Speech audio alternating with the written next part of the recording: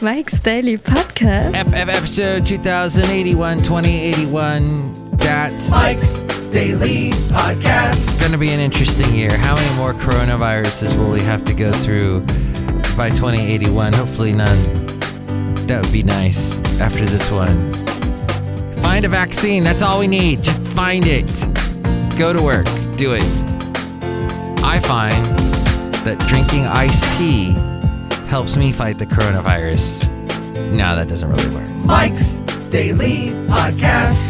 And I found that when you are podcasting and Mike's you put on a little Daily camera on yourself, Podcast. even though it's an audio podcast, Yeah! you suddenly wake up and you're like, whoa, I'm doing a podcast, whoa. I'm seeing on this camera, whoa. Truth is the only safe ground to stand upon. Elizabeth Cady Stanton. Thank you, Elizabeth Cady Stanton, and thank you, tea maker, for making this wonderful tea, celestial seasonings that has all these wonderful sayings on them.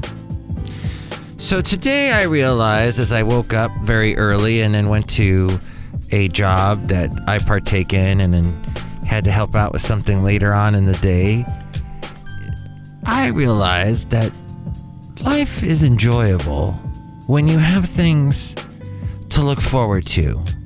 And then when the things that you look forward to have passed, what do? Por ejemplo, we have here Sunday. The wonderful holiday known as 4th of July was yesterday. And now we're all walking around going, that was an interesting day. We had a lot of explosions. We had a lot of fires. We had a lot of things blow up. Why did we blow stuff up so much? What was the point? Was it because it was the 4th of July? Did we have anything else better to do? We could have been... And here's today's podcast picture. Yeah, I can't think of anything else. Well, we shouldn't have been setting like 110 fires on fire, which is apparently what we did in the Bay Area. Oops. Oh, I have a little Bay Area shirt of some sort of team that used to be in the Bay Area. You can see it at mikesdailypodcast.com. But the podcast picture today is of a nice little house in Podcastro Valley that is on an odd road that is not the well-beaten path. It's sort of off that path. The path that's seldom taken. And Basil and I we once went on this path together. We weren't together when I took this picture, but you can see it at mikesdailypodcast.com. A very nice house in this little valley. Podcastro Valley is made up of many little valleys. It's a nice little spot. Check it out sometime when you're in the East Bay area and not running away from a horrendous fire. Just a suggestion. So, what happened was I, last night, was inundated with so many explosions. So much just boom, boom, boom. Let's go back to my root. No, just craziness. Why? And then somebody did a drive-by and threw a loud firecracker bomb type thing out the... Luckily, it didn't cause any damage, but... Gee. My. Wow. Is this really necessary? Here's something else that's not really necessary. So the news. The news that you watch and you go, oh, I'm going to watch the news and I'm going to get caught up on the news. It's not. It's not. I'm sorry. It hasn't been the news for a while. I question even the Edward R. Murrows. Oh, that was a true journalist. Oh, well, he had slaves, didn't he? No, wait. That's not revised. He did not. But that seems to be. Did he have slaves? When we think of historical figures, maybe he did. It's that we're reviewing everything. All the tape is being reviewed, everyone. Look out. And here's Edward R. Murrow, very much against that, as he should be. Edward R. Murrow. But he's the guy. He's like the cornerstone. That's what it all comes down to. That's integrity. That's news. That's what it should be. Okay. We have all of our news in this world today is there to make money. It existed before Edward R. Murrow, this sensationalist, this news based on making a buck. William Randolph Hearst, he knew all about that. Orson Welles knew all about that, so he did a movie about William Randolph Hearst called Citizen Kane. And about making money, getting people's eyeballs to read, just as the internet tries to get your eyeballs now by getting those stories that get you hooked, and you got that feed, and Google's got that feed for you. It's so funny. Once upon a time, Google had this, what was that feed called? Where you could, I think it was called Google Reader. And you could, oh, look, here's New York Times. Will send me stories. And it was just like the story stripped down maybe one picture. And it was nice because you didn't have to click onto any websites. Because you know what happens when you click on websites. You get stuck. It asks you, oh, you've got an ad blocker on. Turn that off. Or it asks you to do some things. You're like, maybe I shouldn't be clicking on that. Maybe I'm letting someone have access to something I shouldn't. Reader used to strip that all down. Now that's gone. It's been gone for quite a while. So we have this. The news is all based on, oh, is it interesting? Is it shock you? Is it, oh, I know that because I click on Bing and I get points when I do that. But here's the slug. I know it's there okay, so I just clicked on it. What popped up? A protest shuts down the highway. Okay, that seems to be the big, in Philadelphia, an interstate was shut down as protesters entered the roadway, blocked traffic. I don't know why Bing decided that would be interesting to me. Maybe because of that awful Seattle, someone got killed recently in part of a protest going onto a freeway. Then it knew that I like amusement parks and I'm always watching Defunct Land. So it tells me about the France roller coaster death, that a woman dies after falling from the Formula One coaster in northern France. Okay. And then it decided to tell me that Bill Cosby is citing racism. I don't know if I haven't watched any Bill Cosby lately. I haven't even watched A Different World lately, but it's saying he's fighting his assault conviction and in a nearly empty Philadelphia courtroom, because that's how courtrooms are today. Oh, wait, no, this was back in June 2015. It was in a nearly empty courtroom. This story begins because of it was a judge trying to defend Bill Cosby. See, I'm not going to click on that. See, I'm seeing it's trying to pull me in. And I don't know if I need to see that. As we go outside a cafe anyway, where we bring you Mike's Daily Podcast. Somewhere in Podcastro Valley today, the last place on earth. Maybe, so I decided, I was talking to my friend Masa about all this, and he said, look, the news is blowing COVID-19 out of proportion, and yet, at the same time, we understand why. It's because we don't know. So what do? You go to sources that have the facts. Now, some people say the CDC does not have the facts, cdc.gov.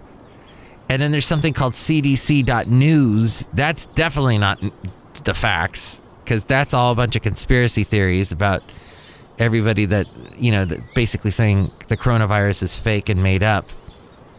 Tell that to the people that are sick in the hospitals. But nationally, it says here, levels of influenza-like illness and COVID-19-like illness activity remain lower than peaks seen in March and April. So that's good news. So that's not all death and destruction and everything. But, and that's the but, they are increasing in most regions. The percentage of specimens testing positive for SARS-CoV-2, the virus that caused COVID-19, also increased from last week. Mortality attributed to COVID-19, however, decreased compared to last week and is currently at the epidemic threshold, but will likely increase as additional death certificates are processed. So if that breaks it down, that seems to be very, rudimentary to the facts. The overall percentage of respiratory specimens testing positive for SARS, I keep wanting to say SARS, like Russian oligarchs and leaders and kings and such. SARS-CoV-2 increased from week 25 to week 26. I guess that's the amount of weeks we've had to experience this. It increased from 8.1% to 8.7%. There you go, 0.6%. Driven by increases in 7 regions. National percentages of specimens testing positive for SARS-CoV-2 by type of laboratory. Public health laboratories, there was an increase of 5.6%. Clinical laboratories increase of 5.3%. And commercial laboratories increased from 8.7%. So what does that mean? So that's 8.7. It's not 80.7, but 8.7. Is that a lot? That's the question. I was talking to Masa about that. Masa was saying to me, and yes, that is an interesting name. I need to ask him about who he was named after. But he was saying to me, it could be that people that catch the coronavirus, there is a 99% chance of surviving the coronavirus. It's not like, the really bad one. Oh, wow. I'm just looking out over the hill there towards the Altamont. I see a little bit of a fire going on. That's a fact because I'm seeing it. I'm eyewitnessing it. My brain is processing it, telling it to you now here on the podcast, which hopefully that fire will be out by the time you hear this. But it could be that we get through that a lot faster, a lot better than some of the other diseases that are out there that when you catch it, you're dead, basically. At any rate, I'm just saying it's just nutty. The whole... you just have to be careful of things. You know that cdc.gov is the actual website that has been around for a long time.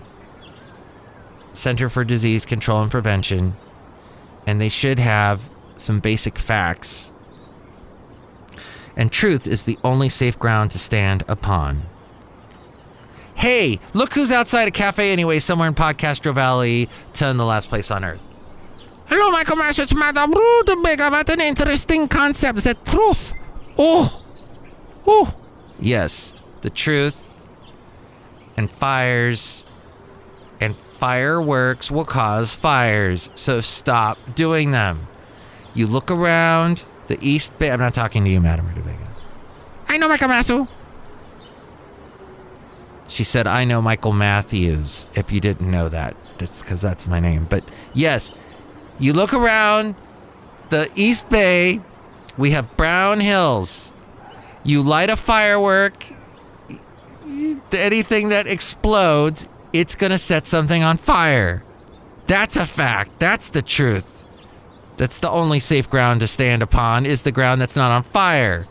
So maybe we need a little bit of more of the common sense, is all I'm saying. Do you believe that, Madame Rootabega? Yes. Do you think hopefully some fire trucks are heading over to that fire right now? Yes. Do you think I should stop the podcast right now? No. Okay, good. Hey, did you like the picture of the boats last show? There was a Bocce Boy was the name of one of the boats. You can see it at mikesdailypodcast.com. And let me know what you think about any of this. You can call me at 336MM Daily. 3 + 3 = 6. MM as in Mike Matthews. Daily as in what this podcast has been for quite a while. Hey, look who else is out here. Hello there, Mike. This is Valentino, the parking attendant. And it's a Bison Bentley. Do you know that? Mike, it looks like to me that this has been a very interesting year so far. Yeah, interesting, yeah. Do that. Yes, it has. We will all speak of the days that we lived through 2020. And We will.